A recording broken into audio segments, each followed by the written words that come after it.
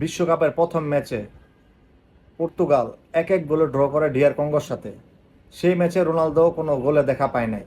এই জন্য মেসির দালালগুলা, রোনালদো হেটার্সরা রোনালদোকে একদম পচায় ফেলতেছিল, মানে ধুইয়া ফেলতেছিল। কি একটা অবস্থা! যেমন রোনালদো খেলাই পারে না, নতুন নামছে, গোল মিস করছে, এর আগে তার কোনো অর্জন নাই, কিচ্ছু নাই, সে কোনো খেলাই পারে না, এরকম একটা মানে অবস্থা মেসির দালালদের কাছ থেকে শুনতে হয়েছে। কিন্তু বড় প্লেয়ার তার জবাব মাঠের মধ্যেই দেয়। সেটা রোনালদো দেখাই দিছে গতকাল উজবেকিস্তানের সাথে 2টি গোল করে সে দেখাই দিছে, এবং সে মাঠের জবাব মাঠেই দিছে।